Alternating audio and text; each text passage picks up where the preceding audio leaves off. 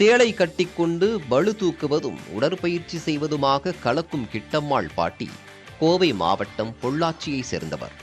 இவரின் பேரன்கள் தேசிய அளவிலான பளு தூக்கும் போட்டிகளில் பங்கேற்று வெற்றி பெற்றவர்கள்.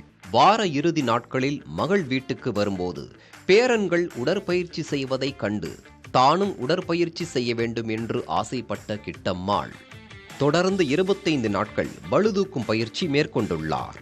பாட்டியின் ஆர்வத்தை கண்டு உடற்பயிற்சியாளர் சதீஷ் பாட்டியை கோவையில் கடந்த மே 1ஆம் தேதி இந்தியன் ஃபிட்னஸ் ஃபெடரேஷன் சார்பில் நடைபெற்ற மாநில அளவிலான பளுதூக்கும் போட்டிக்கு அழைத்து சென்றுள்ளார்.